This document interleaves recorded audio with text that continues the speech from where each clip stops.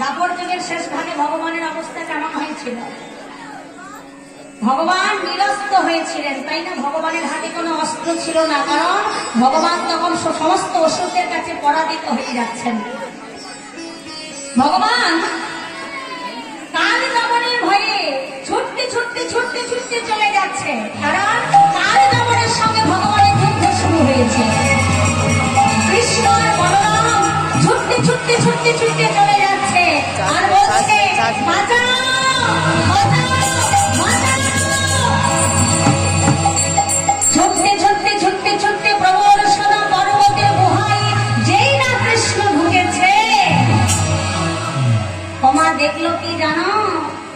ভগবান সেই নারায়ণ অবতারে যাকে বর দিয়েছিলেন জেল মুচুকুন্দ রাজাকে, আজকে 3 যুগ ধরে সেই মুচুকুন্দ রাজা তখনও ঘুমিয়ে আছে, আর ঘুমিয়ে ঘুমিয়ে গুরুমন্ত্রটা জপ হচ্ছে। সব সময় চিন্তা করবে না, ভগবান যাকে যা দেন তিনি বিচার বিবেচনা করে দেন। এখানে তার প্রমাণ বাবা, যাকে যা দেন বিচার বিবেচনা করে দেন। তাহলে বিচারটা কি? ওই যে বর দিয়েছিলেন যে ঘুমের মধ্যে গুরুমন্ত্র জপ হবে, আর অসময়ে যদি তোমার কেউ ঘুম ভাঙায়, তুমি তার দিকে তাকালেই সে আগুনে পুড়ে ছাই হয়ে যাবে। সেটা কেমন করে ভুলে গেল দেখো। মুচুকুন্দ রাজা ঘুমাচ্ছে আর ভগবান তার অঙ্গের বসনটা খুলে দিয়ে মুচুকুন্দ রাজাকে ঢাকা দিয়ে দিবে। হ্যাঁ, ঢাকা দিয়ে দিয়ে পাশের পর্বতে গিয়ে কৃষ্ণ কিন্তু চুক্তি করে লুকিয়ে রয়েছে। আর কাল যমন এই ছুটতে ছুটতে ছুটতে ছুটতে ভগবানকে লক্ষ্য করে ও কিন্তু প্রদর্শনা পর্বতের গুহায় গিয়ে ঢুকেছে। এখন যেই না ঢুকেছে, দেখছে কি? ওই তো কৃষ্ণ, এই যে দেখতে পাচ্ছ, এই যে গায়ের কাপড়টা ঢাকা দিয়ে চুপ করে বসে আছে, এটা তো কৃষ্ণের অঙ্গে ছিল, তার মানে এটাই কৃষ্ণ। এবার ওই কাল যমন মুচুকুন্দকে কৃষ্ণ জ্ঞান করে দিয়ে বক্ষে মারছেন লাঠি। যেই না লাঠি মারলেন, অসময়ে ঘুম ভেঙে গেল। আর অসময়ে ঘুম ভেঙে প্রথমে যার দিকে তাকাবে সেই দৃষ্টিটা হবে কাল দৃষ্টি। কাল যমনের দিকে মুচুকুন্দ রাজা তাকালেন ক্রোধান্বিত হয়ে, আর সঙ্গে সঙ্গে আগুন ধরে গেল, জ্বলে পুড়ে ছাই হয়ে গেল কাল যমন। তাহলে ভগবান দেখছেন বাবা, সেই সত্য যুগে বর দিয়েছেন। ভগবান জানতেন যে কি হতে পারে, তাই না? ভেবে চিন্তে কিন্তু বর দিয়েছিলেন। এবার বলরাম ভগবানকে বলছে, ও কানাই, ওই পর্বতে যে আগুন ধরে গেছে বলে দাদা তুমি চিন্তা করো না, ওই পর্বতে যার গায়ে আগুন লেগেছে সে হলো কাল যমন। আর যার কৃপায় আজ আমরা বেঁচে আছি সে হচ্ছে আমারই ভক্ত মুচুকুন্দ রাজা। ভগবান মুচুকুন্দর কাছে এলেন, মুচুকুন্দ আর তোমাকে ঘুমোতে হবে না, কারণ অনেক ঘুমিয়েছ, এবার ঘুমের পালা শেষ, এবার জাগো। এবার তোমাকে এইভাবে আর জন্ম নিতে হবে না, এবার তোমাকে যেতে হবে মনুষ্য রূপে, ভক্ত হয়ে। কোনো বংশে তোমার জন্ম হবে না, তোমার কোন পূর্বে জন্ম হবে জানো? ক্ষত্রিয়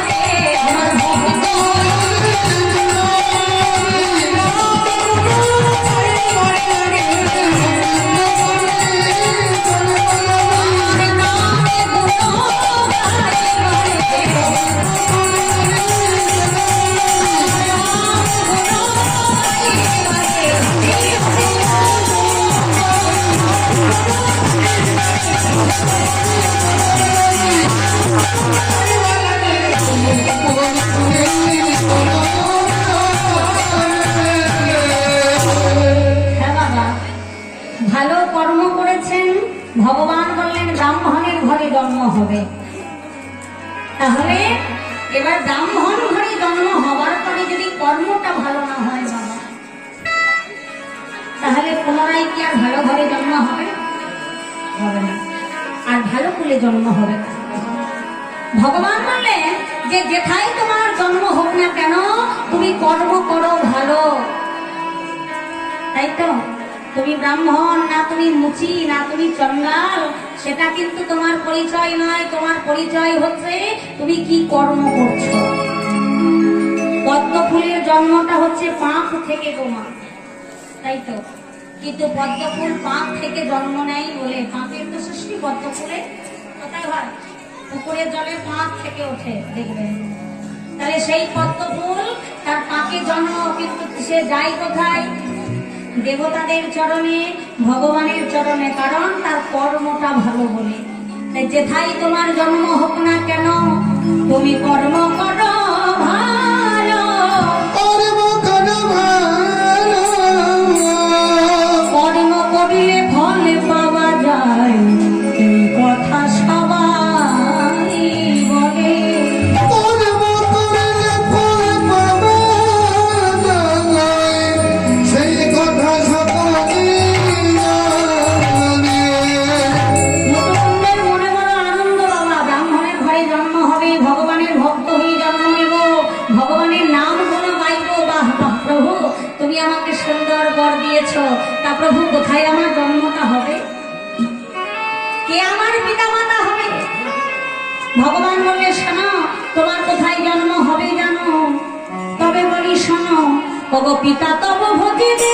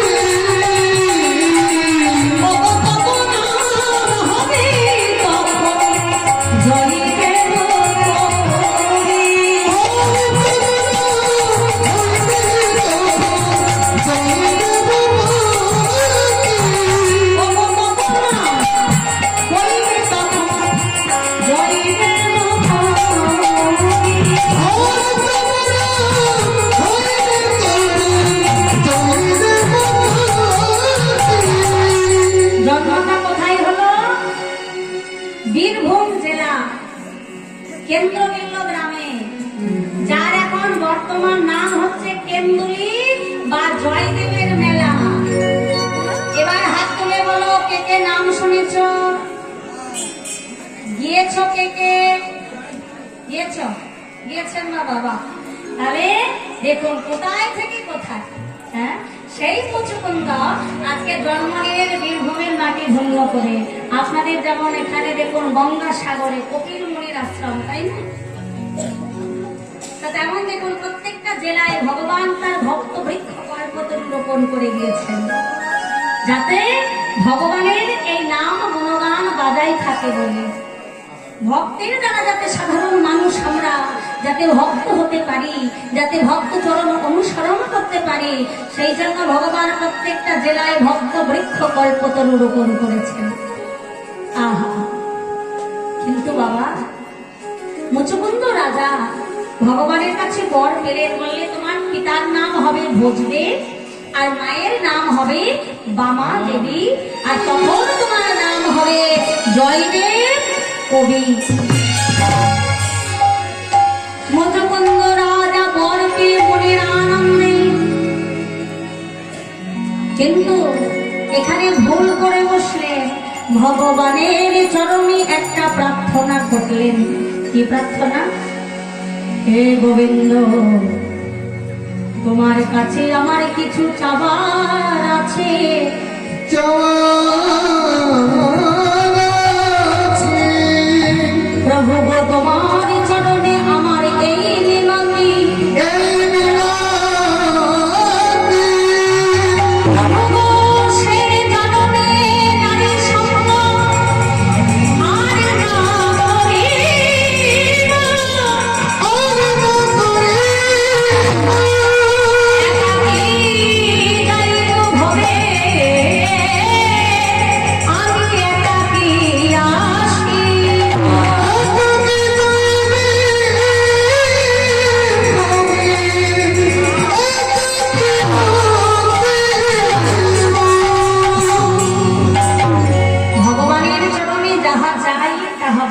করেই চায়। ভুল করলেন মুচুকুন্দ। ভগবানকে বললেন সেই জন্মে আমি সংসার করব না, আমি কোনো নারী সঙ্গ করব না, আমি ভবের মাঝারে একা যাব, একা আসব। ভগবান বলছেন যুগল ছাড়া কিন্তু কখনো যুগল ভজন হয় না। তুমি ভাবছ যে তুমি সংসার করবে না, তুমি ভজন করবে, কিন্তু যুগল না হলে যে যুগল ভজন হয় না। রাধা কৃষ্ণের যুগল ভজন করতে গেলেই যুগল হতে হবে। ভগবানও কিন্তু বাবা একা নয়, ভগবান সঙ্গে নিয়েছিলেন রাধা রানীকে। তেমন দেখবেন বাবা আমাদের এই জগতে অনেক সাধু গুণীজন আছেন যারা দেখবেন সংসার করার পরেও সেই সংসার ত্যাগ করে, কিন্তু ত্যাগ করে কি করে? ত্যাগ করে কি করে? যুগল কিন্তু হতেই হয় বাবা। কি করে? অন্য কোথাও গিয়ে আবার হয়তো একটা মাতা দাসী খুঁজে নেয়, তাই তো, দিয়ে দুজনে ভজন করে। তা ভগবান বলছেন তুমি নারীকে অপমান করেছ, যে নারীকে তুমি অপমান করেছো, আমি যার জন্য তোমাকে বেছে রেখেছি আগে থেকে, তুমি আমার উপর ভরসা করতে পারলে না, আমার উপর বিশ্বাস করতে পারলে না, ভাগবতের কথা তোমার বিশ্বাস নাই, আমার মুখের কথা তোমার বিশ্বাস নাই, আমি তোমাকে অভিশাপ দিলাম। এই দেখুন সামান্য অপরাধে ভগবান অভিশাপ দিলেন। ভগবানকে বারবার ডাকবেন, বারবার ডাকবেন, কাঁদবেন, দেখবেন তবু ভগবানের দেখা পাচ্ছেন না। অত সস্তা না। কেউ যদি বলে আমি ভগবানের দর্শন পেয়েছি, অত সহজ কথা না। কিন্তু তাদের চরণে বিন্দুতম অপরাধটাও কিন্তু বাবা বিশাল বড় অপরাধ। ভগবান বলে আমার চরণে অপরাধ করেছিস, তোকে অভিশাপ করলাম, সেই জন্মে তোর ব্রাহ্মণের ঘরে জন্ম হবে,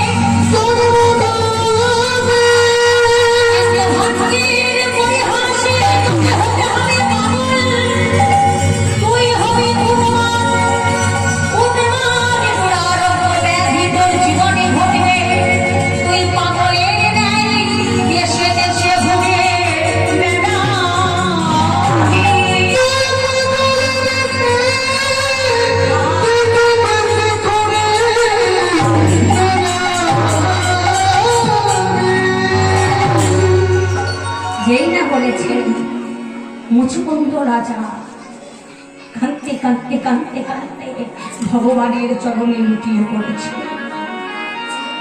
দয়াময়, এত বড় অভিশাপ তুমি আমায় দিয়েছ, তুমি আমায় এত বড় অভিশাপ দিয়েছ।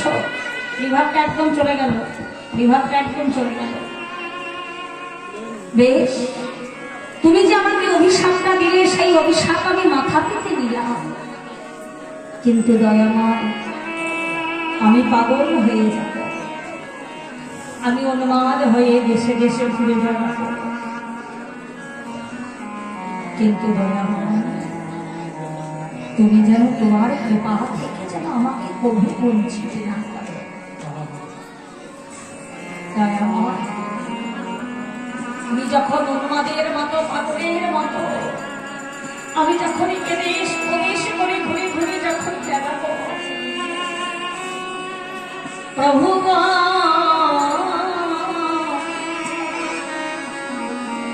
তোমার নামে বলিতে বলিতে যেন ঘুরিতে পারি,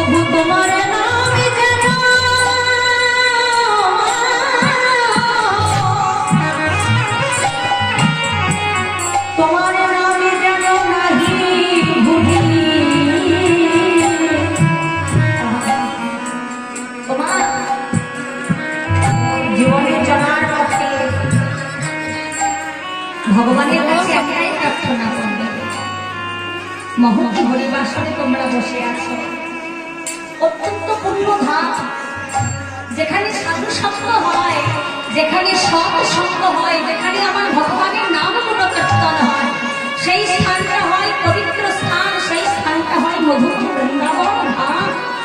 এই মহতি হরিবাসরে এই স্থানে বসে আজকে মুচুকুন্দ রাজার মতো তোমরাও দুটি হাতে জোর করে ভগবানের কাছে প্রার্থনা করো। জীবনে চলার পথে যত ঝড় আসুক, যত ঝড় তুফান বয়ে যাক না কেন, যেখানেই থাকি, যেভাবেই থাকি, যেন তোমার নামে বদনে বলিতে পারি। সবাই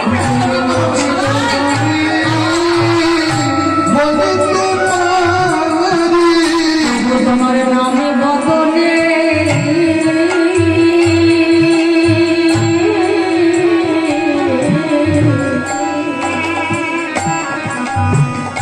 বলিতে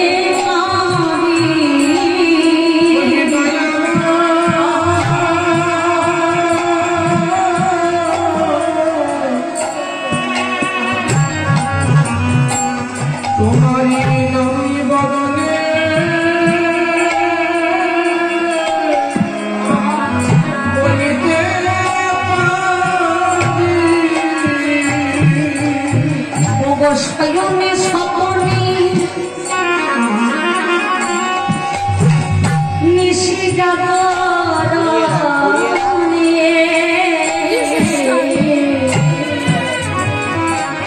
তোমার নামে বদনে যেন ও যেন বলিতে পারি।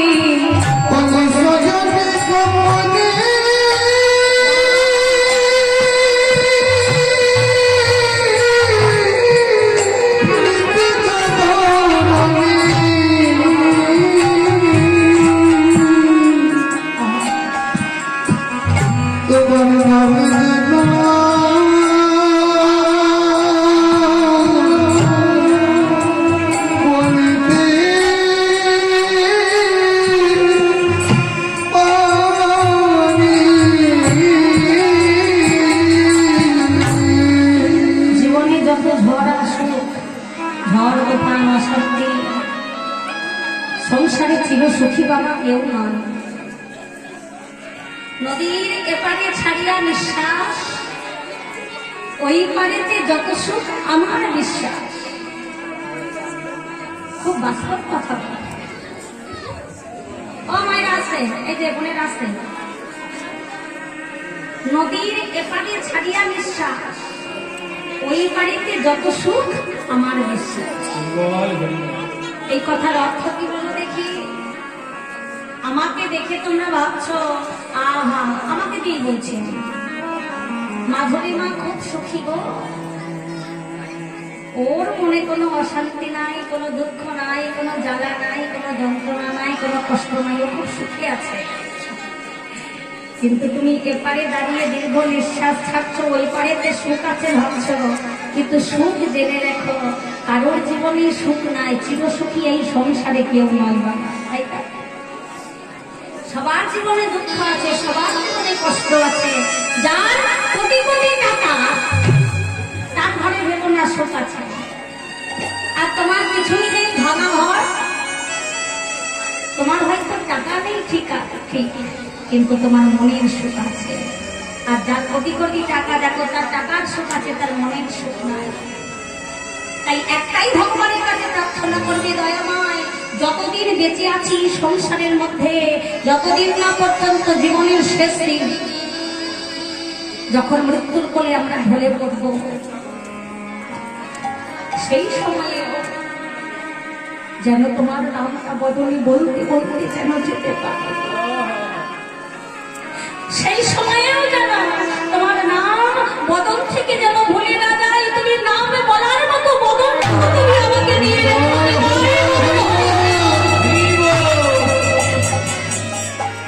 যখন মুচুকুন্দ রাজা ভগবানের চরণে পড়ে কাঁদছে, ভগবান বললে ওঠ,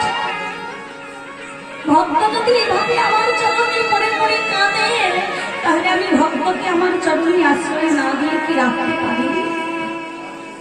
আমি তোকে যেমন অভিশাপ দিয়েছি তেমন তোকে আশীর্বাদ করলাম। সেই নারী সঙ্গ তোর জীবনে যেদিন ঘটবে সেদিন তোর দুরারোগ্য ব্যাধি ভালো হয়ে যাবে। আর সেই নারী সঙ্গ তোর জীবনে ঘটবার জন্য আমি আছি, আমি ঘটিয়ে দেব। আর সেই নারী সঙ্গ তোর জীবনে বেশি পর্যন্ত যাবে না, খুব তাড়াতাড়ি সেই সঙ্গ ঘটবে। তা দেখুন বাবা, এবার জন্ম নিলেন বীরভূমে কেন্দ্রবিন্দু গ্রামে। জন্ম নেওয়ার পরে মা মারা গেলেন। ছোট্ট জয়দেব এই সংসারে বলো দেখি, জন্ম নেওয়ার পরে যদি কোনো ছেলে মেয়ে মা হারা হয়ে যায় তার অবস্থাটা কেমন হয়? ভালো হয়ে মানুষ হতে পারে না, ভালোভাবে মানুষ হতে পারে না। সংসারে বাবারা একটা জিনিস চিন্তা করবেন, আপনারা অভিমান দেবেন না। সংসারে যদি বাবা না থাকে, তবুও শুনেছি যে মা লোকের বাড়ি কাজ করে হলেও তার ছেলে মেয়েদের মানুষ করে। কিন্তু যে সংসারে মা চলে যায় সেই বাবার একা ছেলে মানুষ করতে খুব কষ্ট হয়।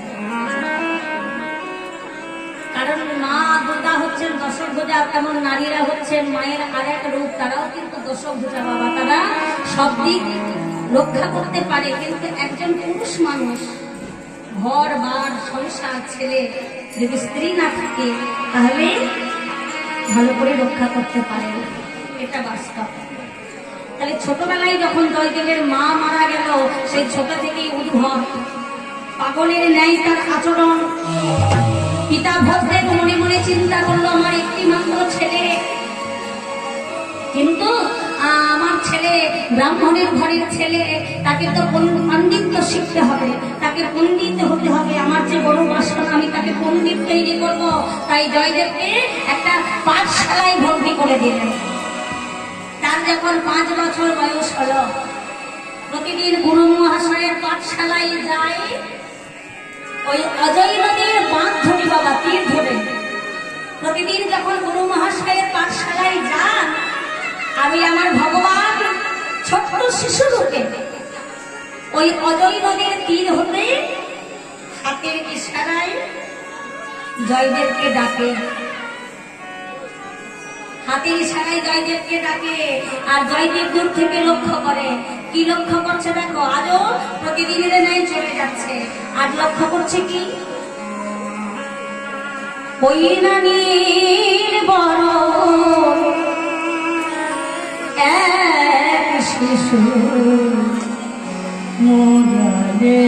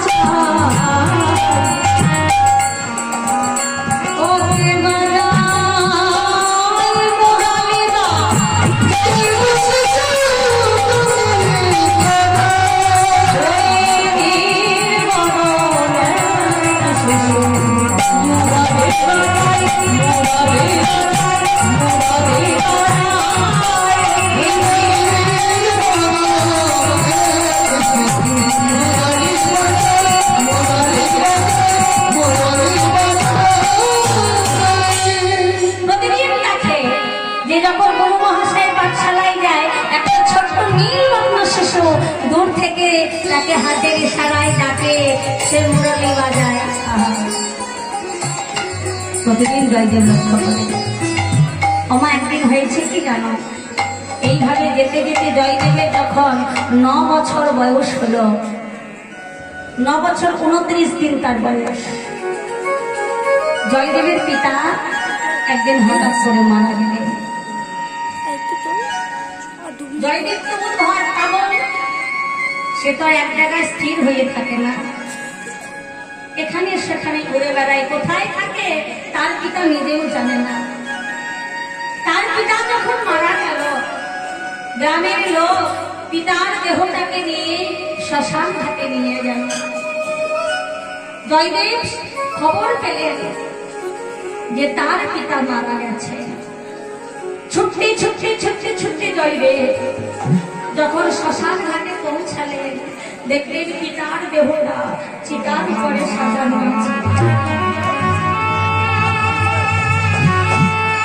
পিতার চটকে ধরে কাঁদিছে আর বলছে, পিতা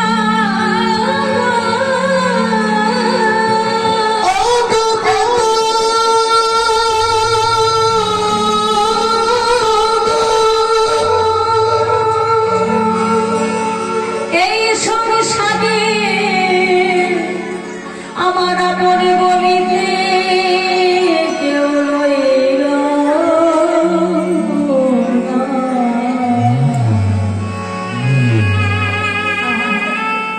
পিতা, তুমি ছিলে আমার মা, তুমি ছিলে আমার বাবা, এই সংসারে আমার আপন বলতে আর কেউ রইল না। ও পিতা, বলো না, আজ আমি তার কাছে থাকবো, কে আমাকে দেখবে, কে আমাকে খাওয়াবে, কে আমাকে ডাকবে, জয়া খেয়ে যা। পিতার চরণ ধরে শ্মশান ঘাটে যখন জয়দেব কাঁদছে, তখনকার দিনে ছিল মা সমাজপতিদের দাপট। তখনকার দিনে ছিল সমাজপতিদের দাপট, এখনকার দিনের মতো তখনকার দিন ছিল না। এখন যেমন কেউ কারোর কথা সহ্য করে না, তখনকার দিন তেমন ছিল না। সমাজপতি ছিল, তাদের দাপটে গোটা গ্রাম চলতো, সমাজ চলত। সমাজপতিরা তখন একটা সাদা কাগজ নিয়ে এসেছে শ্মশান ঘাটে। শ্মশান ঘাটে একটা